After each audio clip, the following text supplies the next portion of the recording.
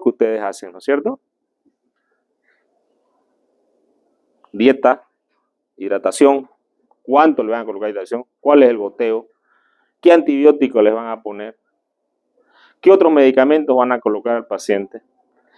Al menos eso conmigo sí lo practican los estudiantes, pero vamos a hacer más hincapié en esa práctica, porque ahorita viendo los nuevos recientes que llegan tienen muchos problemas en esa indicación. Que algunos agarran y lo hacen más práctico y lo copian, ¿no? Pero la idea no es copiarlo, es saber por qué estoy dando tanta cantidad de goteo a un paciente. Y eso tengo que relacionar con la fisiopatología, con el volumen, con el peso del paciente, digamos. Una indicación mala puede sobrehidratar a un paciente o puede deshidratarlo, ¿no? Y esto es muy importante, nosotros tenemos que aprender a hacer una buena indicación. Bueno, vamos a hablar sobre hernias, ¿ya? En el libro de la EC están el tema pared abdominal, que implica varias cosas que ustedes quizás, algunas vamos a mencionarlas aquí muy bajamente, porque si hablamos de todos los temas creo que no terminamos hasta este semestre, porque son muy amplios y ya son más de especialidad, ¿no? Pero sí vamos a hablar de lo que es la hernia de la pared abdominal, que sí eso es una patología muy común que nosotros vemos en la emergencia. Por ejemplo, ustedes tienen una radiografía acá, ¿no es cierto? Y esta radiografía, ¿qué les indica? Les indica que el paciente tiene una obstrucción intestinal. Una complicación de esta patología de hernia es la obstrucción, ¿no?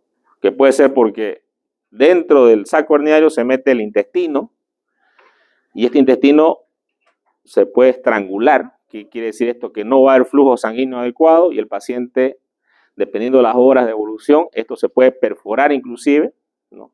Y que producirle una isquemia. Tenemos nosotros estudios hoy en día que nos ayudan mucho al diagnóstico de estas enfermedades, que no lo teníamos hace 100 años atrás, ¿no? La radiografía es uno de ellos. Sin embargo, la tomografía es un estudio más sencillo. Ustedes pueden ver aquí una tomografía donde prácticamente se ve cómo la hernia está saliendo del cuerpo. Inclusive puedo ver que hay intestino acá. Puedo ver el meso que sale, inclusive puedo ver el anillo herniario.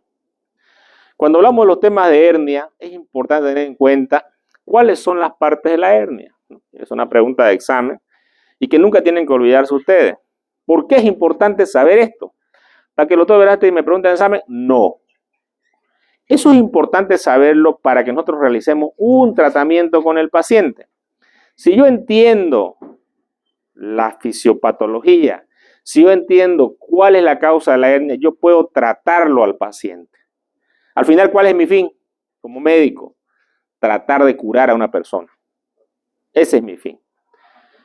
Entonces, una hernia tiene un anillo, tiene un saco y tiene un contenido. Esas son las tres partes de la hernia importantes. Estas partes son importantes porque, por ejemplo, este anillo bastante grande es más difícil que un anillo grande se estrangule los intestinos. Pero un anillo pequeño, ¿no? Es más fácil literalmente y el paciente puede sufrir una estrangulación, como ustedes pueden ver en esta fotografía de acá abajo. En esta fotografía se ve claramente cómo hay un área de equimosis en la piel. Eso significa que el asa intestinal que está abajo está sufriendo, ya no hay un retorno venoso adecuado y se ha inflamado y está exudando sangre. Entonces, por eso que ustedes pueden ver una mancha equimótica y un abultamiento. En la clínica, lo más va a ser el abultamiento que existe. Ahora, yo como médico que tengo que tener ciertos conocimientos de las hernias, tengo que saber que existen hernias externas y hernias internas, ¿no es cierto? ¿Qué es una hernia interna? Es aquella que no va a protruir por la pared abdominal o por algún orificio anatómico que tenemos normalmente. O un orificio artificial. ¿Cuál sería un orificio artificial? Una herida quirúrgica, correcto. Una herida quirúrgica, entonces eso se conoce como eventración. Entonces, nosotros tenemos uno de los estudios que lo tenemos muy a mano, ¿no? Y ya lo estamos, con algunos alumnos de práctica, ya estamos haciendo bastante ecografía entre los alumnos y prácticamente hemos encontrado algunos diagnósticos también. Nosotros por la ecografía también podemos ver la hernia. Fíjense ustedes que aquí se puede ver la pared, aquí se ve el saco herniario, se ve el anillo herniario y se ve prácticamente el contenido que aparentemente es epíplo. Para reparar las hernias, aquí tenemos una imagen de alta resolución de microscopio, donde se pueden ver las hebras, ¿no? Unas hebras, una red, una malla. Estas mallas, nosotros para el tratamiento de las hernias, se los voy a resumir yo como las técnicas sin tensión y las técnicas con tensión. Las técnicas de contención empezaron en el año 1800, inclusive probablemente más antes, que era agarrar y tratar de aproximar los tejidos con fuerza, con hilos, y ustedes usaron hasta hilos de oro al comienzo, ya después usaron los otros hilos, y estas técnicas hacían que el paciente se cierre, pero con mucha tensión. Entonces, al hacer cualquier esfuerzo, esto recidivaba, o sea, volvía a aparecer la hernia. Desde el año, si no me equivoco, 1992, empezaron a usarse las mallas de polipropileno. Las mallas de polipropileno es la que actualmente son las que se usan, que es una prótesis, ¿no es cierto? ¿Qué es una prótesis? Algo que es extraño al cuerpo, ¿no es cierto? Entonces, estas mallas, como tienen un entretejido, lo que van a favorecer es que primero no hagamos una tensión para reparar la hernia y que la coloquemos, esta malla nunca, escuchen bien esto, y esto es una pregunta de examen también, jamás en contacto con los intestinos, nunca, jamás. Porque en contacto con los intestinos, lo que va a hacer la malla, porque favorece la granulación, va a perforar los intestinos y va a producir fístulas intestinales. Que estas fístulas pueden ser hacia la pared y esto puede ser letal para un paciente. Mortal. ¿Por qué? Porque el tratamiento es muy complicado.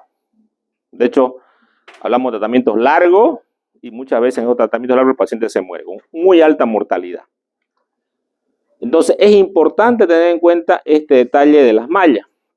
Pero sí las mallas las utilizamos. Nunca las utilizamos tampoco cuando hay infección. Si opero un paciente que tiene una estrangulación del intestino, ha habido translocación bacteriana, los tejidos están infectados, y yo coloco una malla, ¿cuál es el riesgo? Que las bacterias queden en esa prótesis y el paciente se va a ver con una malla, una prótesis infectada. ¿Y cómo se tratan las prótesis infectadas? Hay que retirar la prótesis. ¿Pero qué pasó cuando ya pasó un tiempo y ya está todo granulado al tejido?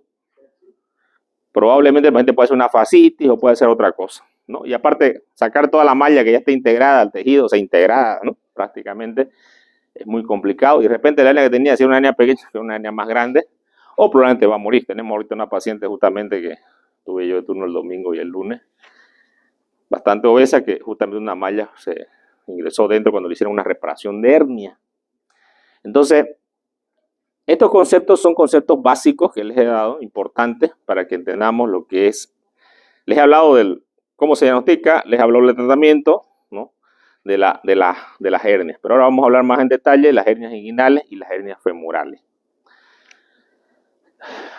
Aquí tenemos nuevamente anillo, contenido herniario y saco herniario. Esto está actualizado, esta versión es actualizada de 2022 del libro de LAEC, ¿no? Los que no se lo han podido comprar porque alguien me decía, doctor, no lo pillé, bueno, yo se los doy toda la literatura, igual lo van a leer, digamos. O sea, si saben leer, está aquí la lectura, ¿ya? Entonces aquí dice, la definición es la que ya les dije, es la protrusión por la pared. En este caso, si hablamos de hernia inguinal y hernia crural, va a ser por el conducto inguinal. Ahora, ¿qué me dice eso? ¿Yo un paciente tengo que valorarlo hasta aquí? ¿O tengo que valorar hasta la región inguinal? ¿Cómo lo tendría que valorar el paciente con hernia? Si esto es un abultamiento que generalmente siempre va con la presión intraabdominal que el paciente tiene, ¿no? ¿Lo tendría que valorar echado? ¿Lo tendría que valorar parado al paciente? Las dos formas, ¿no? Echado y parado. Porque el paciente va a estar en bipedestación, van a protruir algunas hernias. O con algún esfuerzo, como la maniobra de Valsalva, el paciente también va a protruir las hernias. Este dato es muy importante. Estas hernias tienen una gran incidencia. Estamos hablando de 180 o 150 casos nuevos cada 100.000 habitantes, ¿no? Estamos hablando en el mundo, ¿no? Y generalmente pueden aparecer en nuestra vida entre un 27 y 43% en todas las personas. Generalmente en hombres del 3 al 6% que en las mujeres. O sea, se ven del 3 al 6 en mujeres, ¿no? Más que que se puede ver en los hombres. Aquí tenemos que generalmente pueden aparecer inclusive hasta los 70, 80 años de edad, ¿no? Y que en el mundo es la cirugía que más se opera. O sea, la cirugía que más se opera en todo el mundo es la hernia. Entonces, el tratamiento quirúrgico más o menos con 20 millones de procedimientos anuales. Tenemos nosotros cuál es la etiología, ¿no? Existen factores intrínsecos propios del paciente, ¿no? Y aquí está la teoría de la herencia genética, ¿no? Que sí está, que no es modificable, obviamente. Familiares que hayan tenido algún grado de hernia, probablemente mi padre, yo también voy a tener hernia, ¿no? Hernias contralaterales, ¿no? El sexo masculino es más frecuente que el sexo femenino, la edad también es más frecuente, ¿no? En pacientes más mayores, más. La raza, más frecuente en la raza blanca, ¿no? Que en los morenos.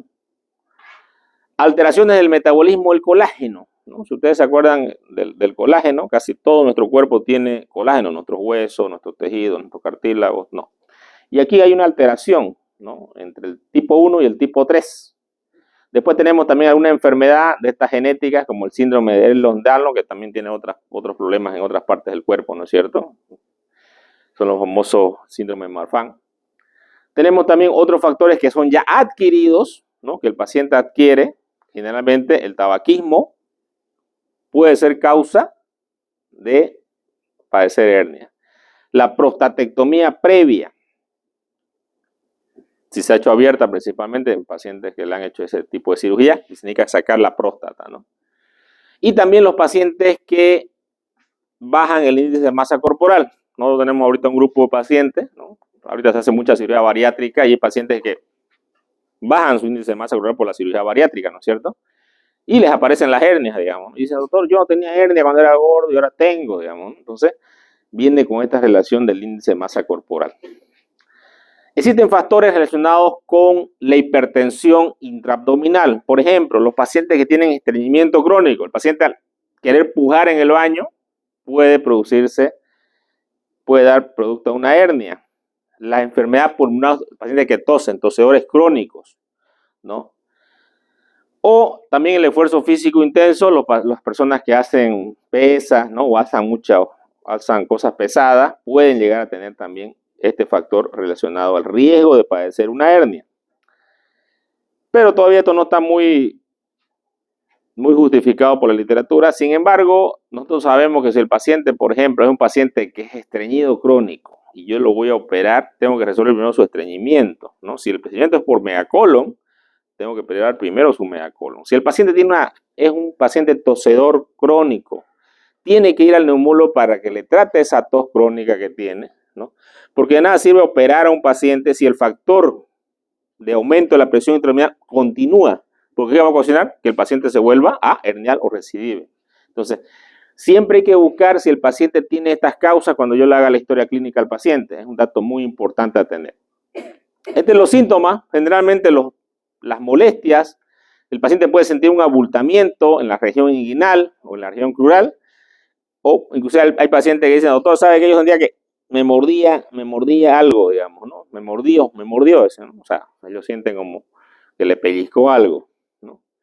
Entonces puede estar acompañado de dolor, pero también tenemos que tener en cuenta los diagnósticos diferenciales. Nosotros como médicos tenemos la obligación de tener conocimientos teóricos de los pacientes y de las enfermedades, peor el cirujano, de las enfermedades que va a operar, ¿no? ¿Qué diagnósticos diferenciales podrá haber en una hernia? No existe, digamos, ¿no? Cuando uno no conoce y no estudió nunca, digamos, no sabe lo que es abrir un libro, pues no llegan a veces a ser hasta cirujanos y no sé, nunca leyeron nada. Porque uno puede ser empírico o no. ¿Qué es el empirismo? Es el aprendizaje de una técnica, pero solamente viéndola. Y nunca leyendo, ni nunca viendo si cometo errores o no. No sé si se entiende este dato. Esto es importante que ustedes lo entiendan. El empírico es el que no tiene conocimientos teóricos, ¿no? Por ejemplo, yo soy un médico que trabajo en una posta y he puesto 1000 penicilinas. Y viene Gutiérrez y me dice, doctor, ¿usted le hace la prueba para ver si es alérgico? No, o sea, burro, le digo yo. Yo he puesto 1000, le digo. Nunca ha pasado nada. Pero él me dice, no, usted sabe que puede haber alergia y el porcentaje de alergia por penicilina es altísimo, ¿no?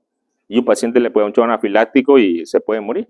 No, yo he puesto 1000 y no me ha pasado nada. ¿Quién está bien? ¿Está bien él o estoy bien yo? Está bien él, porque él tiene el conocimiento y yo con los 1000 que puse, en el 1001 me puede dar un shock anafiláctico y si no tenía nada ahí, entonces, ¿qué es mi aprendizaje? Mi aprendizaje fue empírico. Sin embargo, su aprendizaje él ha sido con conocimiento.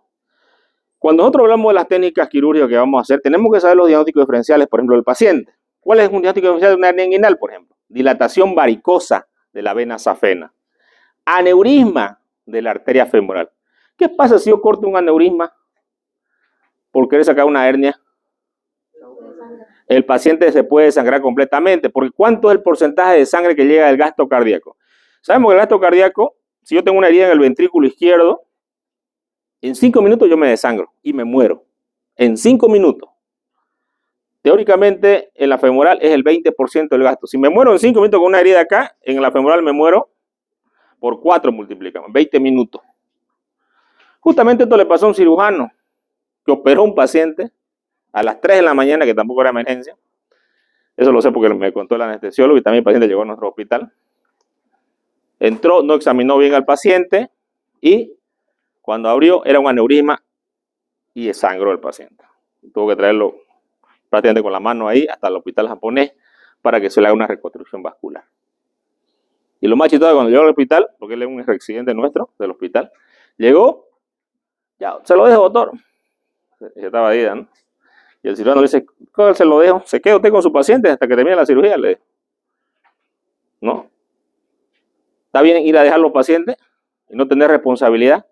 Ustedes tienen que tener responsabilidad con ese paciente. El cirujano tiene que estar ahí en la cirugía, así no toque nada, ayude, lo que sea, tiene que estar ahí, es importante.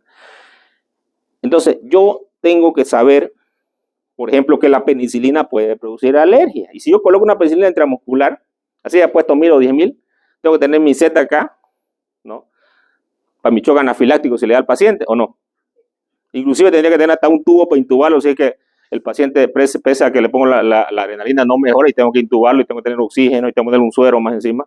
Tengo que tener todo eso.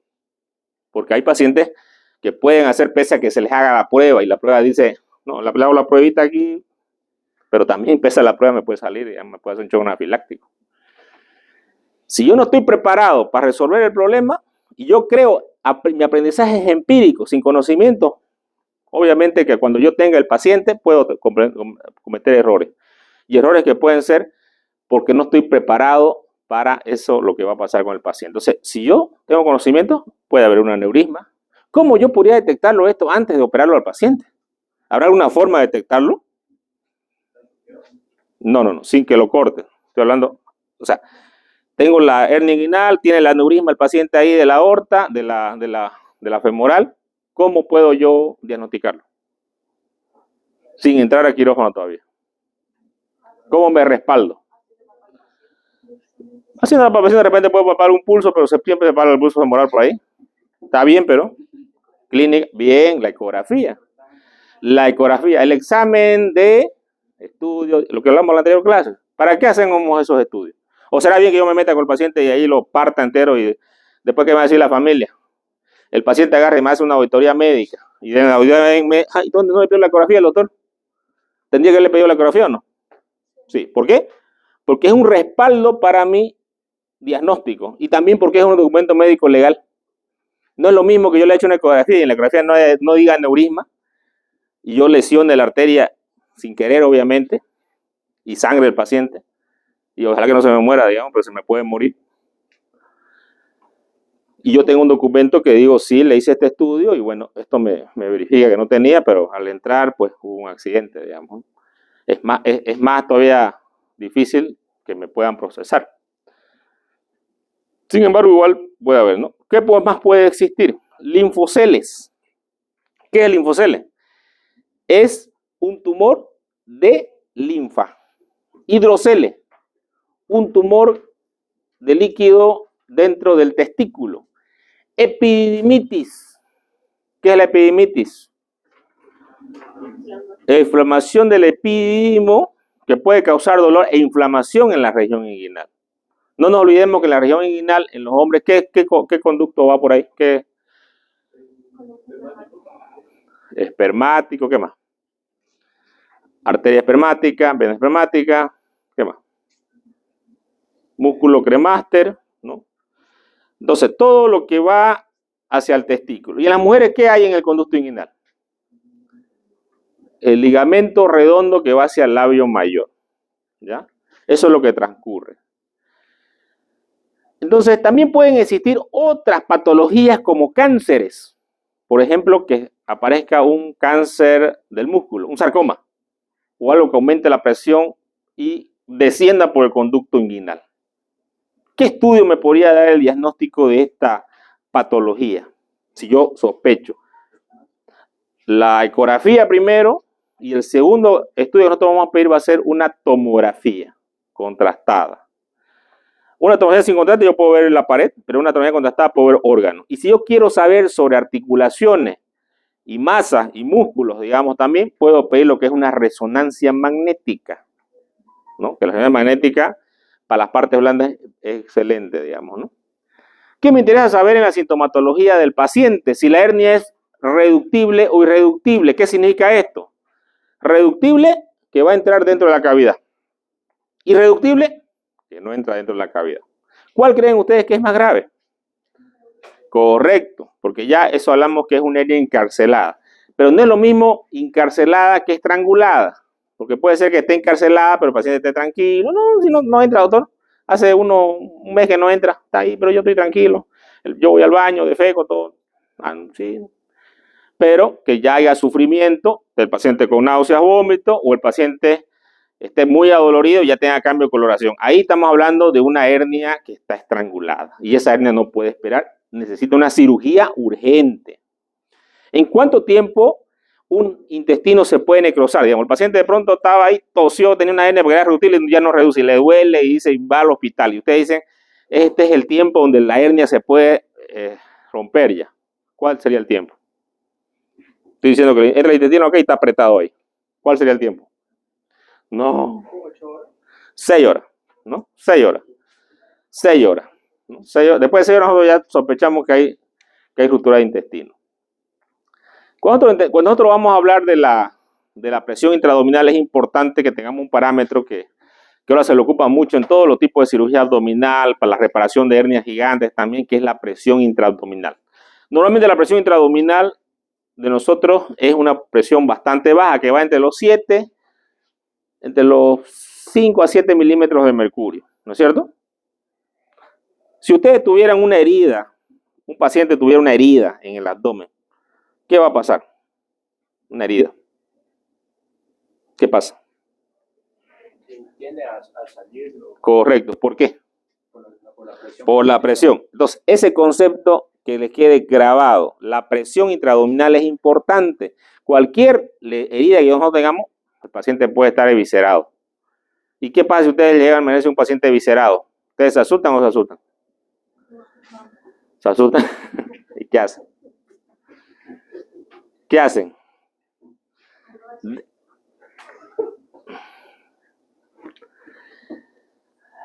La evisceración es algo que nosotros tenemos que solamente cuando nos llega un paciente a la emergencia o estamos en un centro médico, recogimos un paciente en ambulancia y está eviscerado, lo que tenemos que hacer es humedecer un paño y cubrir las asas de intestino y que el paciente quede en reposo, no introducirlas dentro de la cavidad.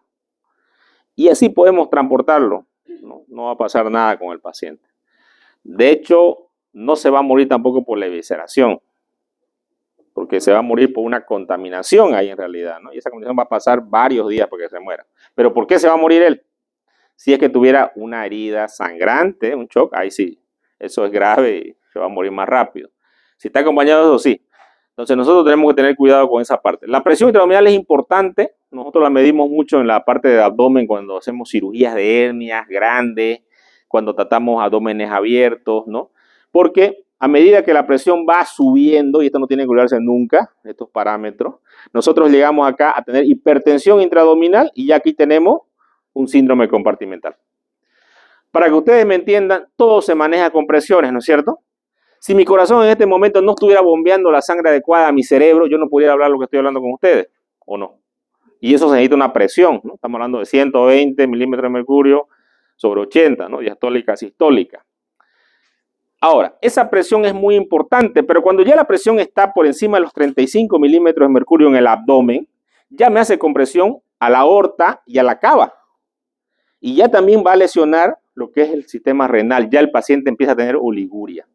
Aparte de esto, la presión aumenta el diafragma hacia arriba y como hay hipoperfusión de órganos, también órganos cerebrales, el paciente empieza a estar disneico porque no puede expandir los pulmones porque los diafragmas están muy elevados. Inclusive pueden haber isquemias a nivel intestino por encima de esta presión, porque ya va a haber un hipoflujo a nivel intestinal, renal, hepático, pancreático. Y por encima de esto, el tratamiento debe ser de urgencia abrir al paciente. Estamos hablando de hipertensión, síndrome compartimental abdominal. Esto se lo puse acá porque va relacionado con la hernia y porque es un concepto importante que ustedes tienen que quedar grabado. Un paciente con síndrome compartimental abdominal hay que abrirle el abdomen. Por ejemplo, nosotros tenemos la patología del bóbulo fecaloma, que a veces llegan con un abdomen así extendido sin poder respirar el paciente. Y si nosotros medimos la presión intraabdominal, que lo hacemos con una sonda Foley que colocamos en la vejiga, colocamos 100 y lo ponemos, el paciente está echado acá y lo pongo a una cinta, ¿no? Y ahí mido los centímetros de agua. Si estoy por encima de 35 centímetros de agua, la parotomía de urgencia. Entonces, el diagnóstico de la evaluación tiene que ser el paciente parado para que nosotros podamos evaluar el conducto inguinal. Aquí es importante que ustedes tengan dos puntos de referencia. Uno es la cresta ilíaca anterosuperior, que ustedes se la pueden tocar, todos tienen, por si acaso. Y el pubis. Justamente entre eso hay un ligamento. Ese ligamento se llama ligamento inguinal. Las hernias inguinales aparecen por encima del ligamento y por debajo del ligamento que aparece la hernia crural, ¿ya? No se olviden, eso es importante. Tenemos otros dos tipos de hernias inguinales según por dónde salgan. No tenemos arriba un anillo inguinal profundo, ¿no? Y abajo un anillo inguinal superficial. Los elementos pasan por este conducto. Cuando yo tengo la salida por el anillo inguinal profundo del contenido de la hernia hacia el escroto, estoy hablando de una hernia inguinal indirecta, ¿ya? Si la hernia, digamos que mi palma de mi mano sea el peritoneo, ¿no? Luego tengo las otras capas que vienen acá, el músculo, la fascia transversal, oblicuo menor, oblicuo mayor, ¿no? Y acá la piel, ¿ya? Si la hernia atraviesa directamente la pared, ¿se llama? Correcto, son inteligentes. Directa. Pregunta de examen, pues no se olviden. ¿Cómo yo podría evaluar a este paciente si el paciente no es una hernia, digamos, que está encarcelada, pero él dice, yo tengo abultamiento, doctor, ¿cómo puedo evaluar? ¿Con la maniobra de quién? ¿Cómo es? ¿Valsalva? Porque yo tengo que saber si la hernia baja por el conducto inguinal o no. La hernia llama, la maniobra se llama maniobra de Landívar. ¿En qué consiste la maniobra de Landívar? Con un guante yo introduzco mi dedo en el conducto inguinal. Cuando mi dedo está ahí, pido al paciente que haga la maniobra de que puje.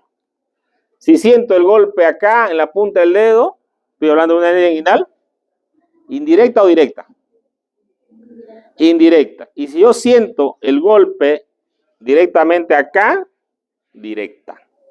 Entonces, ¿cuál es la maniobra que sirve para valorar la hernia inguinal? Maniobra de Landívar. Pero van a haber pacientes que vamos a tener problemas para la evaluación y estos pacientes son los pacientes con obesidad. No vamos a poder detectar y examinar adecuadamente las hernias y para estos pacientes necesitamos una tomografía. No podemos nosotros decir si tiene o no tiene hernia, si es el tamaño del anillo, por la obesidad del paciente, no nos va a dejar examinar adecuadamente. Entonces, en este tipo de pacientes sí o sí tenemos que pedir una tomografía. Hace unos años, cuando aquí se empezó a hacer la tomografía, bueno, lo primero que se hacía era para cráneo, ¿no es cierto? Y por ahí dijo alguno, porque esos son paradigmas, dijo un médico, no se aburro, pues, es para cráneo, no es para tórax ni para abdomen, dijo, ¿no? Y ahora, más bien, ese burro es él, pues, ¿no? Porque sí, la tomografía sirve para abdomen, ¿no? ¿O no han visto tomografía de abdomen? Sí, ¿no? Entonces, fíjense ustedes que los paradigmas van cambiando y sí tienen utilidad. La tomografía está para el pie, o sea, se puede hacer para cualquier parte del cuerpo. La tomografía es importante, para el ojo, ¿no? Entonces, el diagnóstico.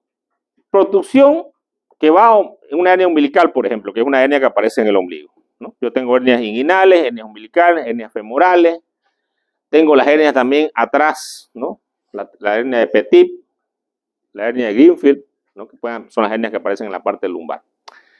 La hernia umbilical es una hernia que aparece muy comúnmente, es pequeña, ¿no? Esta sí se estrangula, ¿no? Y generalmente puede producir obstrucción intestinal dependiendo de qué es lo que ingrese dentro de la hernia, ¿no? Aquí tenemos una tomografía, ustedes pueden ver la pelvis acá, el hueso, y pueden ver una gran obesidad en el paciente, ¿no es cierto? Mucho panículo adiposo. Y pueden ver ustedes la gran hernia, inclusive con una pérdida de domicilio, ¿no? Ahora, ¿qué significa pérdida de domicilio? Pónganse ustedes a pensar que esta es la cavidad abdominal, todo este cuarto que ustedes tienen acá, ¿no? Y esta cavidad abdominal tiene un volumen, ¿cierto? El volumen es, digamos que somos 100 alumnos. ¿Será que podemos entrar 200 alumnos acá?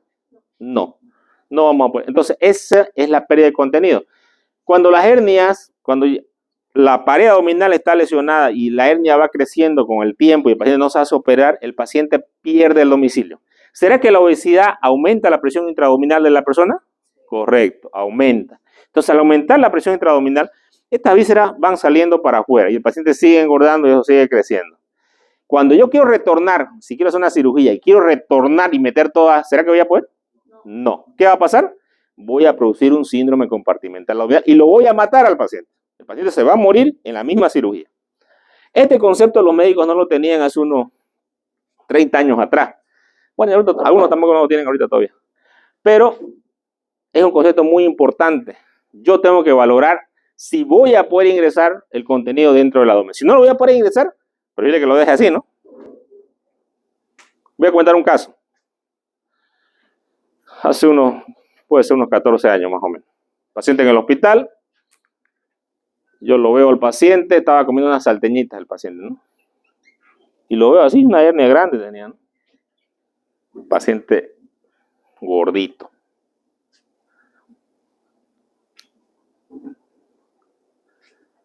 Y dice el paciente, me van a operar mañana. ¿De qué? ¿De hernia? ¿De la hernia? ¿Qué tendría que decir yo a un paciente que hace una cirugía programada? ¿Qué tendría que decirle yo? Si yo sé que el factor de riesgo, ¿qué es? No, ¿cuál es el factor de riesgo? Pero, correcto. ¿Qué tendría que decirle al paciente? ¿Qué es lo que yo puedo modificar en el paciente? Correcto, que baje de peso en la consulta. Entonces yo a ese paciente lo voy a operar, pero tengo que decirle que baje el 10 o 20% de su peso. Bajando el 10% o 20% de peso, yo voy a poder introducir dentro del abdomen el contenido de intestino, ¿no? Epíplomo, lo que él tenga. Si es una cirugía programada, de hecho yo lo he hecho, pero muchos pacientes con hernias gigantes. Este paciente estaba ahí, digamos, ¿no? Y yo lo veo comiendo salteña, no, me van a operar de la hernia. Viene mi residente, una doctora que salió también aquí de la universidad, R3 era, doctor, voy a operar una hernia gigante, que no sé qué. Y yo le digo, no lo opere, doctora. Dígale al cirujano que no lo opere. Se le va a morir el paciente. No, pero doctor, esos pacientes son complicados. La doctora tenía todas las ganas de entrar con una hernia gigante, porque no lo vemos comúnmente, digamos, ¿no? Sin embargo, el factor de riesgo, ¿cuál era? Aumentar la presión intraabdominal y con un síndrome compartimental. El cirujano que estaba operando, probablemente no tenía también unos conocimientos que hay que tenerlos. Bueno, empezó la cirugía, media hora de cirugía, empezaron a gritar por los parlantes, llamándolo al jefe de cirugía. Después llamaron al otro jefe. O sea, que estaba operando era un cirujano, ¿no? Evidentemente. Pero empezó a llamar a los más mayores, digamos.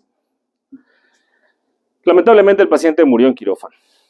No salió siquiera de quirófano.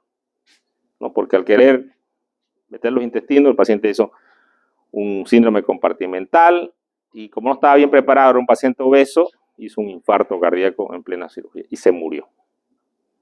¿Está bien? ¿O está mal? Está mal. ¿Por qué ocurren estas cosas? Porque tenemos falta de conocimiento de las enfermedades y de las patologías. Por ejemplo, si me dicen, venga, se va a pelear con ese de allá, y yo no soy peleador, ¿voy a ir a pelear? No, pues no. Como médico, nosotros siempre nos vamos a plantear desafíos. Cada paciente va a ser un desafío. Por eso que la instrucción y el aprendizaje de la medicina tiene que ser con pacientes. Y por eso que algo que es importante, y a mí me molesta mucho esta parte, que en el hospital japonés tengo 2 internos de la Católica, ¿no? 2, porque solamente hay 2 plazas para la Católica. Yo no sé quién es el que puede, no sé quién es el que da las plazas, pero no. Cuando yo era interno éramos como 20 de la Católica, hace más de 20 años. No puede ser que ahora sean 2. Siendo que el hospital tiene muchos pacientes para que ustedes aprendan. De hecho, los alumnos que han ido al hospital no me pueden negar que hay pacientes o no hay pacientes. ¿Cuántos casos han visto Vanessa, cuántos casos ha visto su grupo de pacientes? Hasta ahora, total, ¿cuánto ha visto? ¿25 pacientes? ¿No? Entonces, fíjense ustedes, de eso es lo que nosotros aprendemos los médicos. Los médicos aprendemos de lo que vemos pacientes, ¿ya? Y si yo les cuento esto de acá, esto que les cuento es importante, ¿para qué? Para que ustedes no cometan los mismos errores. De todo lo que es en la universidad, es bonito estar con aire acondicionado aquí y todo, pero más importante que ustedes estén en el hospital. Van a aprender mucho más allá. Obviamente, si ustedes también leen los libritos, ¿no? Porque los libritos no son para tenerlos guardados ahí de adorno. Ni las clases tampoco. Las clases, el docente viene a explicar cosas que de repente no vayan a entrar en el examen, pero que te van a servir para tu vida como médico, digamos. Porque ¿qué es lo que nosotros queremos el día de mañana que ustedes sean? Yo quiero que ustedes sean mejores que yo. Mucho mejor. Pero obviamente tengo que darle consejo hoy día. ¿Por qué no les da consejo allá cuando ya pase muchos años y de repente ustedes se tienen que formar ahora? Es ahora la formación. Ahora tienen tiempo para estudiar. No crean que cuando son internos tienen tiempo para estudiar y si quieren hagamos una encuesta allá en el hospital. Ningún interno tiene tiempo para estudiar. De apenas pueden repasar lo que ya aprendieron. Y si no aprendieron nada cuando eran estudiantes, una bolsa vacía, ¿qué va a quedar? Nada, pues, ¿no? Muy bien.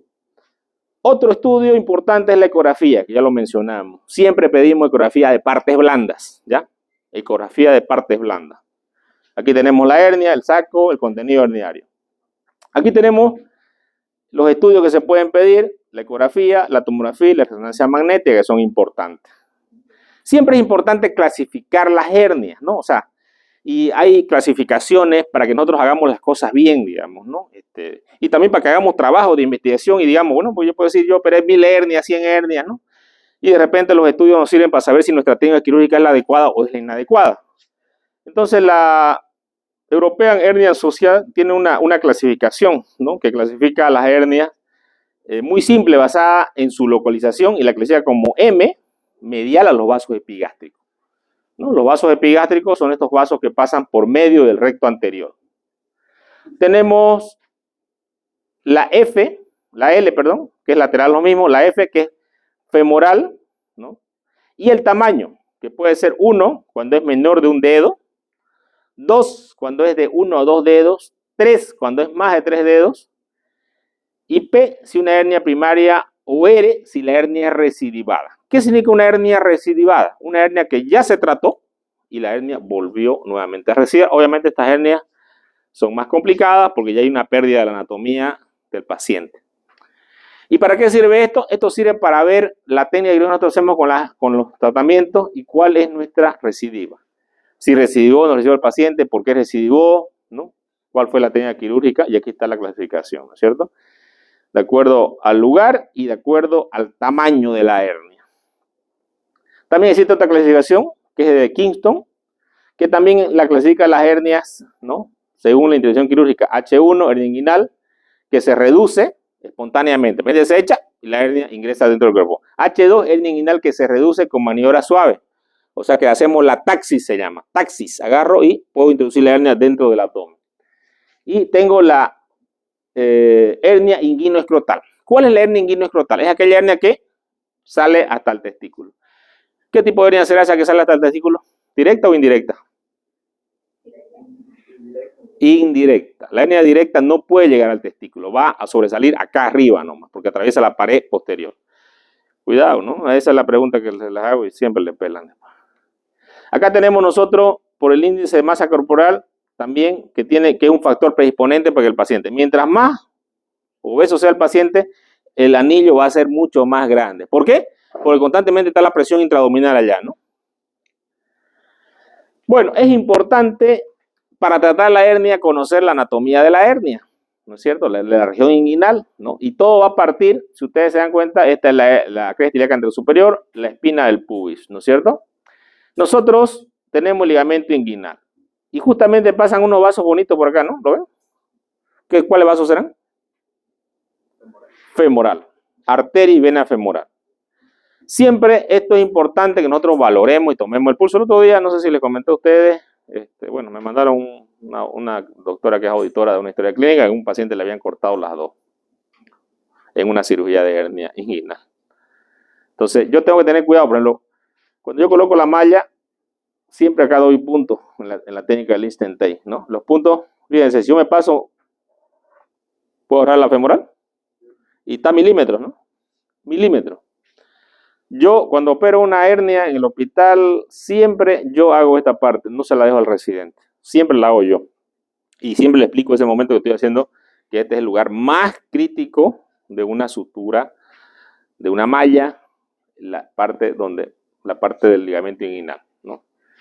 Y siempre después de la cirugía, siempre palpamos también los pulsos del paciente, que es importante palparlos para evitar que también le hemos dado, ¿no? Pero si conocemos la anatomía, sabemos qué estructuras podemos encontrar, las complicaciones van a estar relacionadas con no saber la anatomía. Y esta es una de las cirugías más complejas para los cirujanos. De hecho, en Argentina, el doctor Finocchieto les tomaba examen a sus cirujanos, no con un paciente de emergencia que llegaba sangrando, les tomaba con un paciente con hernia. Su examen final como cirujano era operar una hernia. En ese tiempo no había las técnicas así sin tensión como hay ahora, que es un poquito más fácil, pero igual uno tiene que tener conocimiento amplio de lo que es el conducto inguinal y qué es lo que pasa por acá. Luego tenemos varias capas de músculos, ¿no? Que van a pasar por este lugar. Y en la estructura ya dijimos que son el cordón, el ligamento redondo en la mujer, ¿no es cierto? Es importante tener un recuerdo de la anatomía. Simplemente el abdomen es una caja, si ustedes quieren, que tiene por arriba, superior, inferior, lateral, ¿no? Y esta caja tiene una presión que va a ejercer, ¿no? Y llega hasta la parte pélvica. Si nosotros miramos las capas que vamos a cortar desde la pared, desde la piel, ¿no? La fascia de carpa, de Camper y de Scarpa. Tenemos la fascia profunda de Gaudet, que es más abajo, el músculo recto anterior, que pasa recto por la parte anterior, el músculo oblicuo menor, ¿no? El músculo transverso del abdomen, fascia transversales, grasa peritoneal y peritoneo. ¿Por qué es importante saber las capas? Porque yo nunca puedo meter una malla dentro del abdomen. La puedo poner encima del peritoneo, la puedo poner debajo del músculo, pero jamás dentro del abdomen. Y jamás por encima de la aponeurosis tampoco, no tiene sentido, digamos, ¿no? Fascia superficial. Aquí tenemos el tejido celular subcutáneo, este es el pubis, ¿no es cierto? Tenemos el tejido y tenemos el tejido conjuntivo y las fascias que van a aparecer, que generalmente estas fascias es un tejido que se decola, pero es un tejido que es más, se lo ven jóvenes que en pacientes mayores, ¿no? Esto va a ir disminuyendo. En un corte sagital, ¿no? Aquí estoy viendo yo el ligamento, el pubis, ¿no? Tengo la vejiga y también dentro del saco herniario algunas veces puede estar metida la vejiga, ¿no? Por eso uno tiene que tener cuidado cuando uno abre el saco. Puede ser parte de la vejiga, si es una hernia inguinal grande, digamos, en el lado izquierdo, pero en el lado derecho, en el lado izquierdo puede ser parte inclusive el colon, ¿no? La pared del colon. Entonces, puedo yo inclusive tener una lesión de vejiga, o sea, puede pasar desapercibida porque es parte del saco herniario. Aquí tenemos las fascias profundas, ¿no? Aquí tenemos el recto anterior, fíjense ustedes, recto anterior hasta acá, ¿no? Acá abajo están los músculos piramidales, aquí está el ligamento inguinal, ¿no? Aquí están las fascias que vamos a cortar. Nosotros vamos a cortar siempre el conducto inguinal. Y un punto de reparo, siempre para el cirujano, es colocar el dedo acá en el anillo inguinal superficial. Entonces, ese va a ser mi punto de partida para que yo abra la aponeurosis del oblicuo mayor. La abro y me queda expuesto el conducto inguinal, ¿no? Y ahí yo ya tengo que reparar. ¿Qué voy a reparar? ¿El anillo o la pared posterior? ¿No? Porque la hernia sale o directa si sale atravesando la pared o puede salir por el conducto inguinal. Entonces, si yo reduzco el anillo, ya reducí la hernia, y si yo pongo una malla acá que reduzca esto, prácticamente el paciente está tratado y curado, que esa es la técnica Lynch Dentale que hoy día hacemos, ¿no? Que es mucho más sencilla, tiene mucho más recidiva, los cirujanos la han aprendido mejor, porque la otra sí supuestamente tenía pocas recidivas, la técnica sin tensión, pero habían hospitales especializados solamente en ese tipo de hernia, como el hospital de Toronto en Canadá, que solamente operaban hernia, ¿no? Pero operaban 100 pacientes al día. Y obviamente los cirujanos que aprendían de otras partes tenían recidivas que iban por encima del 50%. Entonces, si yo voy a operar 2 pacientes y uno se me va a volver a herniar, no tiene sentido. Por eso que ahora sí se hacen las técnicas con malla, ¿no es cierto? Acá solamente para que ustedes se acuerden del recto anterior, ¿no? Nosotros siempre cuando abrimos el abdomen tenemos que tener conocimiento amplio de lo que es la pared abdominal. Aquí tenemos el recto anterior, los oblicuos, ¿no? ¿Y qué incisión vamos a abrir? En el caso de la hernia, nosotros vamos a buscar siempre el anillo inguinal superficial y vamos a abrir en este sector. La piel la podemos abrir con una hernia, con una incisión horizontal, que es más estética, ¿no? No se va a notar. El oblicuo externo, que es un músculo que está, como dice su nombre, es oblicuo, las fibras son oblicuas, ¿no? Es un oblicuo mayor. Tenemos después el oblicuo interno, es importante tener en cuenta las estructuras que van a pasar ahí, ¿no? Vena y arteria femoral. Tenemos algunos ligamentos importantísimos, ¿no? Que se van a encontrar en este sector, como un ligamento inguinal, que es el de acá. Tenemos el ligamento lacunar, que son porciones de las fibras internas del ligamento inguinal. Tenemos el ligamento pectíneo de Cooper, ¿no? O ligamento lacunar a lo largo de la cresta pectínea del pubis, ¿no es cierto? Que es este de acá, ¿no? Este de acá. Estos son puntos de referencia para que nosotros fijemos la malla de estos ligamentos, ¿no? Porque esto es lo único fijo ahí en ese lugar, ¿no? Entonces, nosotros fijamos con hilos también no absorbibles las mallas de estos lugares. Acá tenemos el oblicuo interno, que es un músculo que está por debajo del oblicuo mayor, ¿no? Aquí tenemos la aponeurosis, ¿no? La fascia. Y debajo de toda esta capa tenemos los intestinos. También tenemos otra técnica nosotros que es la técnica laparoscópica, que se puede colocar la malla por la parte de abajo, ¿no? Por la parte interna, pero obviamente igual acá recortamos el peritoneo y se introduce dentro del peritoneo y se sutura, entonces no queda en contacto con los intestinos. Aquí tenemos el recto del abdomen. Aquí tenemos las capas que vamos a tener, ¿no? Si hablamos del recto anterior, oblicuo mayor, oblicuo menor y transverso. Aquí tenemos el músculo piramidal, que no es constante en todos los pacientes, pero está en la parte inferior. Tenemos el tejido preperitoneal, que es el tejido, aquí está el peritoneo, hay una grasa preperitoneal que algunos pacientes no la tienen y otros la tienen demasiado exagerada, digamos, ¿no? Que es justamente el lugar donde se pueden colocar las mallas. Se pueden colocar subaponeuróticas preperitoneales, pero jamás en contacto con los intestinos. La inervación es importante también porque si nosotros cortamos algunas fibras que son motoras, ¿no? Pueden quedar alguna debilidad en la pared muscular. Por eso que las incisiones no se recomienda hacer incisiones en este lado. Las incisiones ya la guía que se hacía antes se dejó de hacer porque se cortaban varios nervios y al cortar los nervios los pacientes andaban eventrados de esta parte, ¿no? Entonces nosotros las incisiones que hacemos son en la línea media alba y incisiones horizontales, ¿no? Que pueden ser, depende de qué es lo que vamos a operar. En el caso de la hernia hacemos una incisión pequeña acá arriba, que se llama una incisión en palo de golf, se conoce como incisión de Gregoire.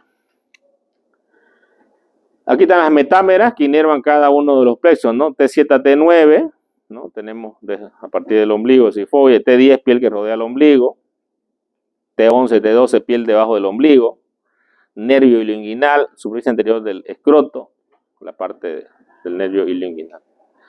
La irrigación también es muy importante. Tenemos arterias muy importantes. La más importante de todas es la femoral, que no hay que cortarla. Tenemos la arteria epigástrica superficial, ¿no? Que son arterias que van a estar por este sector, que se unen con la epigástrica que viene de la parte superior. Tenemos la superior y la epigástrica inferior, ¿no? Tenemos también la ilíaca superficial, rama de la arteria femoral. Tenemos también venas, ¿no? Que también transcurren por esta pared abdominal. La arteria epigástrica, que es esta de acá, que siempre va a estar en medio de los rectos, es una arteria que se une y se anastomosa con la arteria que viene de la parte superior, epigástrica superior, epigástrica inferior. Esa es profunda y tenemos la superficial. También tenemos un drenaje linfático, que algunas infecciones o enfermedades linfáticas también pueden producir, algunos cánceres pueden producir abultamientos acá por inflamación de los ganglios a este nivel. Y pensar que se trata de una hernia y no es una hernia. Fisiología de la pared abdominal anterior. ¿Es importante tener en cuenta la fisiología? Sí, ¿no? Ya hablamos de las presiones que son importantes, que contiene el abdomen. ¿Para qué sirven los músculos? Para contener las vísceras abdominales, ¿no? Esa es la principal función que tiene los músculos del abdomen. Aquí están las presiones, ¿no? En decúbito, o sea, 8 centímetros de agua. En decúbito supino, inclusive la parte inferior, como estamos parados, puede llegar a 35 centímetros de agua, ¿no? En la defecación, la micción o el parto, el paciente puede llegar hasta 150 a 180 centímetros de agua, ¿no? Acá tenemos las hernias que pueden aparecer, hernia epigástrica en la zona del epigastrio, ¿ya? En la línea media. Hernia umbilical en la zona umbilical. Hernia de Spiegel en la línea semilunar de Spiegel. Este es el recto anterior y este es el oblicuo mayor. Y esta se conoce como la línea semilunar de Spiegel. ¿A qué nivel se encuentra la hernia de Spiegel? Se encuentra a nivel de la cresta ilíaca anterosuperior. Entonces ustedes trazan una línea horizontal entre cresta y generalmente el lugar más frecuente es ese lugar. Es una hernia bastante pequeña que generalmente el paciente dice, doctor, me duele aquí. Y uno lo revisa y no le pilla nada, ¿no? Y le pide una ecografía, le hacen con maniobra de Valsalva y está la hernia ahí, en ese lugar. Luego tenemos la hernia inguinal, ¿no? Y la hernia femoral que está por debajo del anillo inguinal. Acá tenemos nosotros el conducto inguinal, ¿no? Y las estructuras que pasan por este anillo y los ligamentos que son importantes tenerlos en cuenta, ¿no? Acá nosotros tenemos la cresta ilíaca anterosuperior, tenemos acá el pubis, aquí tenemos el recto anterior, ¿no? Aquí tenemos el ligamento Hesselbach, ¿no? Aquí tenemos el orificio inguinal profundo, ¿no? Aquí tenemos el anillo crural en la parte inferior. Aquí tenemos la cintilla iliopectínea, esto acá por si acaso es el pubis, ¿no? Con la rama ilíaca. Y aquí tenemos la fascia transversalis. El 2 es el tendón conjunto, que es la unión de la aponeurosis del oblicuo mayor con el recto. La anatomía, cuando yo les digo que se hacen tiendas de contención, significa que nosotros cuando se colocaba malla, se hacía ligadura de estas estructuras al ligamento inguinal, al tendón conjunto, o el cierre, ¿no? En 3 planos, en 4 planos que se hacía de estos conductos. ¿Qué estructuras van a pasar por esto, ¿no? Principalmente tenemos las venas y la arteria, ¿no? Que es la que van a pasar. Aquí tenemos la hernia, una hernia umbilical que puede pasar intestino por acá. Esto va a depender del tamaño de la hernia. Mientras más pequeña o más grande, peor. Cuando son niños, sí, los niños hasta los 2 años no se operan las hernias umbilicales por si acaso, porque tienden a madurar y a veces algunos pacientes no requieren de cirugía. Es la única, después los otros, generalmente sí los operamos. La línea semilunar de Spiegel, la que les dije, que es entre el recto y el oblicuo mayor, ¿no es cierto? Acá tenemos la hernia, se podría ver en un corte transversal, fíjense ustedes, aquí está la hernia, la protrusión de la hernia, ¿no? Ahora, nosotros tenemos una anatomía, porque ya ahora se hacen muchas cirugías laparoscópicas también para colocar mallas, ¿no? Para el tratamiento de las hernias inguinales. Entonces es importante conocer el orificio miopectino de Fouchard. Esta es la vista anterior. Orificio miopectíneo de Fouchard, visión posterior, medial y lateral, ¿no? Entonces nosotros podemos observar que pasan los vasos, estamos viendo por dentro del abdomen por si acaso, no es por fuera, por dentro. Y esto lo tenemos que hacer con un laparoscopio. Podemos observar aquí el conducto deferente, los vasos espermáticos, ¿no? Los vasos epigástricos, el ligamento de Cooper. ¿Qué es lo que hace el cirujano? Levanta el peritoneo e introduce la malla en este sector. Y luego, antes se la fijaba, ahora ya se la fija menos, con punto nomás se cierra esto y esto queda, hace el efecto tampón, digamos, ¿no? Donde se distribuye la fuerza en toda la pared abdominal y no en la malla. El efecto parche, que es un efecto cuando uno coloca inadecuadamente una malla o la pone solamente en el sector, el efecto parche significa que toda la fuerza va a ir sobre la malla y esta puede romperse o puede recidivar, ¿no? Entonces, es importante identificar la anatomía de la parte interna, ¿no es cierto? Aquí tenemos el recto anterior, este es el oblicuo, ¿no?, mayor, y esta es el pubis, ¿no?, por la parte interna. Aquí tenemos nosotros los nervios que transcurren por esta zona, que es importante. Otra complicación de las hernias, ¿no?, es la inguinodinia. Si uno corta un nervio sensitivo, ese dolor no le va a pasar al paciente por lo menos 6 meses. Y le va a decir, doctor, me duele, me duele, me duele, me duele, y lo va a llamar, me duele, me duele. Y usted llega a su casa y me duele, le dice. Y usted no sabe qué hacer porque ha lesionado un nervio. Y generalmente esto se conoce como causalgia. Cualquier nervio lesionado sensitivo en cualquier parte del cuerpo hace un neuroma y este produce un dolor constante que se puede dar pregabalina, otros medicamentos, pero generalmente en algunos casos tenemos que volver a entrar y cortar el nervio, ¿no?, para que no, o alcoholizarlo, ¿no?, que es infiltrar alcohol al 70% en el nervio para que deje de doler al paciente. Generalmente en 6 meses a veces pasa, pero esos 6 meses le va a estar llamando, ¿no? Y obviamente que no lo va a recomendar por si acaso. Por eso que es importante tener en cuenta dónde se encuentran los nervios para no lesionarlos. Tenemos el nervio iliohipogástrico, tenemos el nervio ilioinguinal, ¿no? Cerca de los vasos cremásticos está la rama genital del nervio genitofemoral. Tenemos el ya dijimos los nervios, la indicación quirúrgica. Bueno, esto es importante entender cuándo nosotros vamos a indicar la cirugía, ¿no es cierto? Y acá, como se los digo, tenemos solamente una indicación de emergencia, que es cuando un paciente está obstruido, tiene signo de estrangulación del intestino, es urgente, ¿no? Y otro paciente que va por cirugía programada, que tiene una hernia, puede ser gigante, ¿no? No se va a estrangular, y el paciente puede esperar, ¿no? Pues un paciente que come salteñas un día antes de su cirugía, ¿será que está mal? Estaba bien, pues, ¿no? Hay que decirle que no coma tantas salteñas, más bien. Lamentablemente no lo vamos a poder decir. Es importante, el paciente que va a consulta, hay que valorar bien y hacer un plan quirúrgico para este paciente. Porque de acuerdo a eso va a obtener la bimortalidad del paciente, ¿no es cierto? Simplemente tener en cuenta que los pacientes con cirugía urgente son aquellos que van a estar lesionados, ¿no?, con alguna estructura que está estrangulada o paciente con obstrucción intestinal. Son las dos indicaciones claras para entrar a quirófano. En los últimos años, las tasas de incidencia de dolor crónico post-herniorrafia, ¿no?, este es un libro de 2022 de la Asociación Española de Cirujanos, mucho más altas que lo que se suponía. ¿Qué quiere decir esto? Que se están lesionando los nervios y los pacientes quedan con un dolor crónico, ¿no?